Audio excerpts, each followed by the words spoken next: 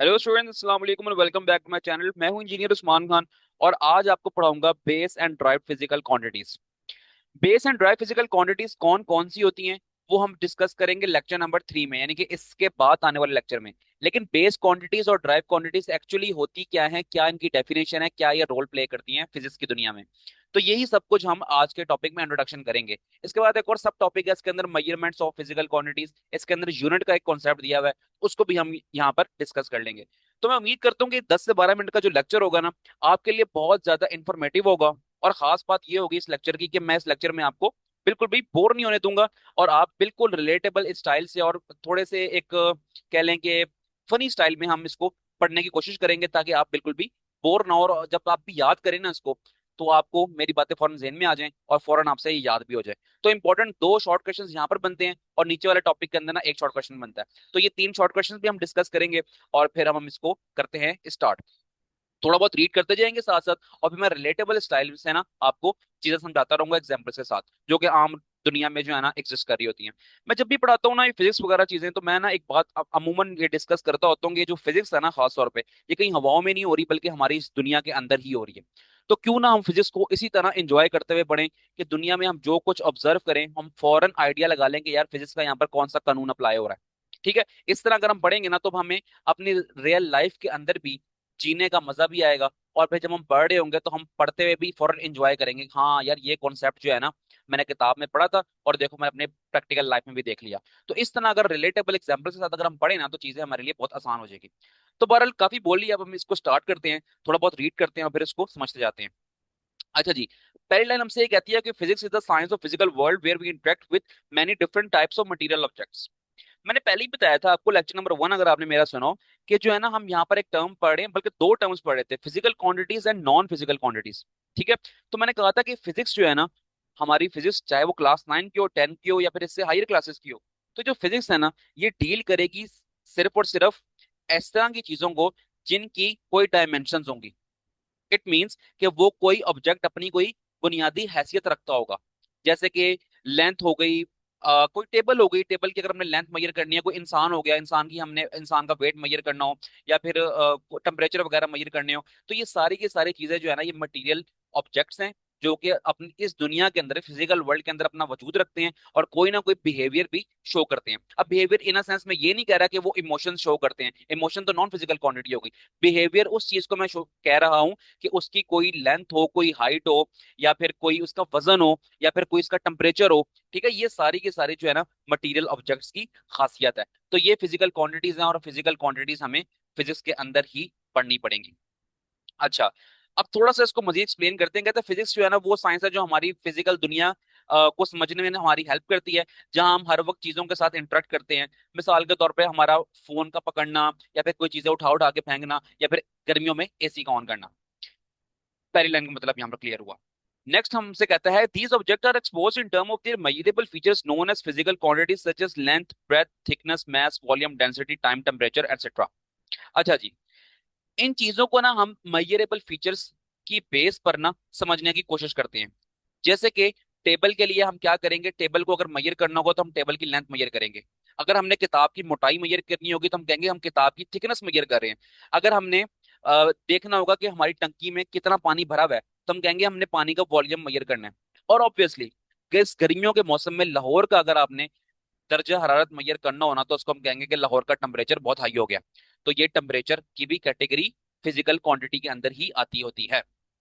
ये सब की सब फिजिकल क्वांटिटीज हैं, यानी कि जो हम जिसकी हम ना नाप तोल कर सकें, जिसको हम मेजर कर सकें, जिसकी हम हाइट मेजर कर सकें, लेंथ मेजर कर सकें, वेट मेजर कर सकें, टेम्परेचर मेजर कर सकें उस बॉडी का। तो ये सारी की सारी फिजिकल क्वांटिटीज होती हैं। Okay, out of these the scientists have selected arbitrarily some quantities to play a key role. These are called base quantities. अब ये काफी सारी क्वांटिटीज का जो अभी हमने नाम डिस्कस किया ना, डेंसिटी, टाइम, टेम्परेचर, मास, वॉल्यूम वगैरह, ये सारी की सारी चीजों में से ना कुछ क्वांटिटीज ऐसी होती हैं जिनको साइंटिस्ट ने कहा कि ये बुनियादी क्वांटिटीज हैं। अच्छा, अपने साइंटिस्ट ने सोचा कि फिजिक्स में हर चीज इतनी मेजरेबल फीचर्स पे डिपेंड करती है, तो कुछ ना कुछ जो हम इस तरह कर लें कि कुछ क्वांटिटीज को बुनियादी क्वांटिटीज ले लें। जैसे कि अगर मिसाल के तौर पे अगर हमने मेजर करना हो, आप कह लें कि अगर हमने फासला मेजर करना हो, तो हम उसके लिए एक बुनियादी क्वांटिटी ले लेंगे कि हम इसकी लेंथ मेजर कर रहे हैं, या किसी की हाइट मेजर करनी हो तो हम उसकी उसको हम कह देंगे कि हमने इसकी लेंथ मेजर करनी है। अगर किसी का वजन मेजर करना होगा तो हम उसको कहेंगे कि इसका मैस मेजर हो रहा है। अगर हमने टाइम मेजर करना होगा, वक्त के बारे में हमने अंदाजा लगाना होगा, तो हम कहेंगे कि हम इसका टाइम मेजर कर रहे हैं। तो ये सारी की सारी बुनियादी क्वांटिटीज हैं। अच्छा, यानी कि आप इस तरह कह सकते हो ये कि ये अगर हमने बिरयानी बनानी है तो उसके लिए बुनियादी चीज क्या चाहिए होती है बिरयानी के लिए? तो आपका जवाब होगा जी उसके लिए हमें चाहिए होते हैं चावल, यानी कि राइस। तो ये होती हैं बुनियादी क्वांटिटीज। तो फिजिकल क्वांटिटीज के अंदर एक होती है बुनियादी क्वांटिटीज जिसको हम कहते हैं बेस क्वांटिटीज, और इसी तरह एक और क्वांटिटी होगी जिसका नाम होगा ड्राइव क्वांटिटीज। अभी चलते हैं उसकी तरफ।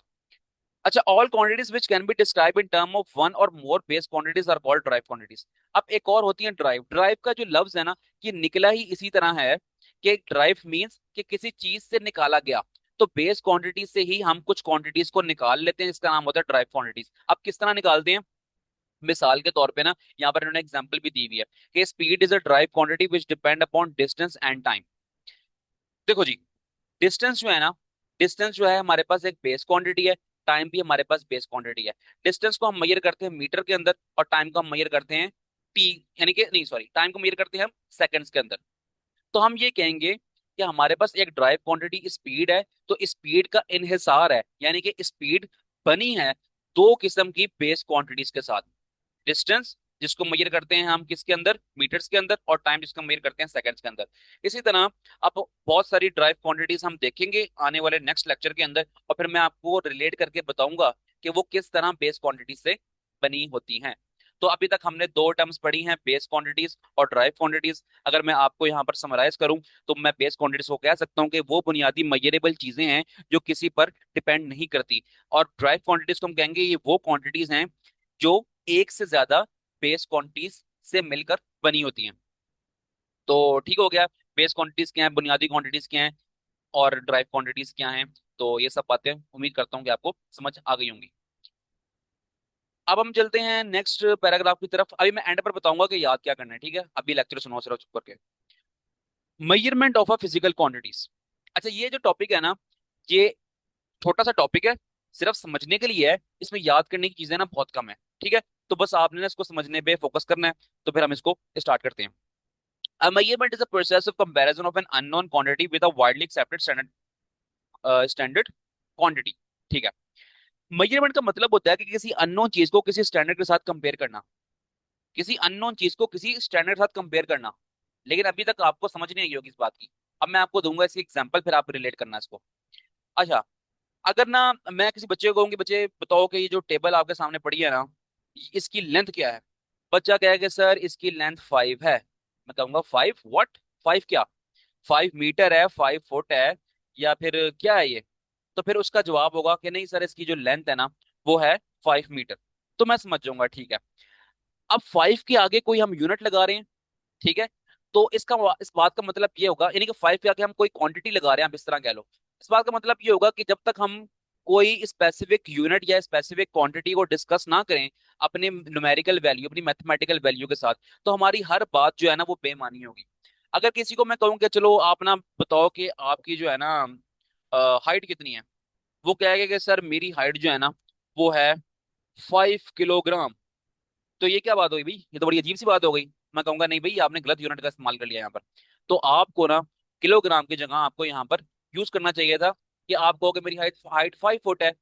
तो इसलिए हर क्वांटिटी के लिए जो है ना, हर फिजिकल क्वांटिटी को मेजर करने के लिए उसका स्पेसिफिक यूनिट भी होता है। तो ये लाइन नंबर 1 का थोड़ा सा इंट्रोडक्शन था। अब हम चलते हैं आगे ताकि मजीद बातें भी आपको समझ आ जाए। इन द अर्ली डेज, पुराने जमाने में, कुछ वक्त, पुराना जमाना नहीं मतलब कुछ वक्त पहले तक ही, people use to measure length using hands और आर्म, फुट और स्टेप्स। अब जो है ना लोग जो है ना अगर किसी को कहो ना कि लेंथ मेजर करो, तो फिर वो अपने हाथों का इस्तेमाल करते थे लेंथ मेजर करने के लिए, या फिर अपने पाँवों का इस्तेमाल करते थे। तो अब ना मसला सिर्फ ये आया, मिसाल के तौर पर अगर मैं किसी को कहता हूँ कि यार इस कमरे की जो है ना मुझे मेजर करके बताओ ये कमरा जो है ना कितना को पड़ा है, तो एक ना 6 फुट का आदमी अपने लंबे लंबे पैरों के साथ कमरे में चलना शुरू होगा। तो वो कि ना 10 कदम चलेगा और कहेगा यार इस कमरे की जो इस कमरे का जो साइज है ना वो है 10 फुट। ठीक है? एक साइड से दूसरे साइड तक, यानी कि यहाँ से लेकर ना यहाँ तक, इस तरह समझ लो। अब मैं कहूंगा यार उसी कमरे का साइज मेजर करने कहूंगा किसी छोटे से बच्चे को, जो कि बेचारा मुश्किल से 3 फुट का होगा। अब वो बच्चा अपने छोटे छोटे कदमों के साथ चलना शुरू होगा होगा होगा होगा, फिर दूसरे एंड तक पहुंचेगा। तो फिर वो कहेगा कि नहीं जी, इसका जो है ना टोटल एरिया इस कमरे का, वो कह देगा कि भाई इसका जो है ना वो है मिसाल के तौर पर 20 फुट। अब कमरा तो वही था, लेकिन एक ने जवाब दिया 10, एक ने जवाब दिया 20। जो लंबे लंबे कदम रख रहा था उसका कहना था कि जो है ना कमरे का जो एक एंड से दूसरे एंड तक जो रास्ता है ना, यानी कमरे का जो कह लो रकबा है टोटल, वो 10 फुट का है। लेकिन दूसरा जो बच्चा गया ना उसमें, तो बच्चे ने छोटे छोटे पाँव चलाए अपने वहां पर। तो बच्चे ने कहा कि नहीं, इसका जो है ना रकबा टोटल 20 फुट है। तो फिर हम क्या करेंगे, हम तो परेशान हो गए ना, तो हर तरफ कंफ्यूजन ही कंफ्यूजन है। तो अब हाथों का पाँवों का इस्तेमाल किए बगैर ना कोई स्टैंडर्ड हमें चाहिए, कोई स्टैंडर्ड हम रख लें, कोई स्केल रख लें, या फिर कोई हम फीता जिसको हम बोलते हैं वो रख लें, ताकि हम प्रॉपर लेंथ वगैरह वगैरह मेजर कर सकते हो। अच्छा जी, अब चलते हैं हम आगे। These measurement may result in the confusion as the measurement of different people may differ from each other because of different sizes of their hands, arm, and step। ये सारी बातें मैं डिस्कस करके आ चुका हूँ, एक बच्चे की एग्जांपल लेके और एक बड़े बंदे की एग्जांपल लेके। टू अवॉइड सच कंफ्यूजन, इस तरह की परेशानियों से बचने के लिए there is a need of a standard so that the measurement of any person may result the same।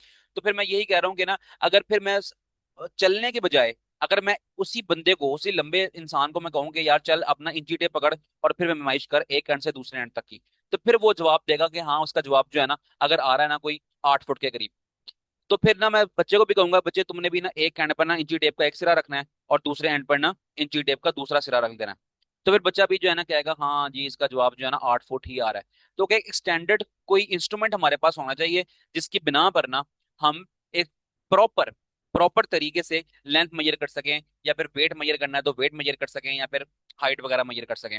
तो वही बात होगी है कि अगर भारी सी ईंट है, 10 किलो की अगर ईंट है, तो एक जो है ना अच्छे बॉडी बिल्डर इंसान को हम पकड़ा दें हाथ में, तो वो कहेगा इसका तो कोई वजन ही नहीं है, इसका वजन जो है ना बिल्कुल भी नहीं है, ये मेरे ख्याल से वो कह देगा कि 1 किलो 2 किलो वजन है इसका।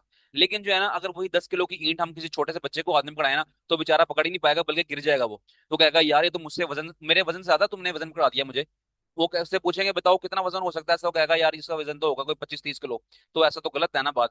तो हर बंदे के अपने फिजिकल स्टैंडर्ड पर भी डिपेंड करता है कि वो किस चीज को ऑब्जर्व कर रहा है, किस चीज को मेजर कर रहा है, तो वो उस अपने हिसाब से जो है ना वो चीजों को गलत बयानी कर सकता है। इसलिए कोई स्टैंडर्ड इंस्ट्रूमेंट होना चाहिए, जिसकी बुनियाद पर चाहे वो एक बिल्डर किस्म का इंसान हो, चाहे वो किस छोटा पतला सूखा सा इंसान हो या बच्चा हो, तो वो हर स्पेसिफिक चीज को, चाहे वो लेंथ हो चाहे वो वेट हो, वो सबको इंस्ट्रूमेंट की हेल्प से प्रॉपर तरीके से मेजर कर सके।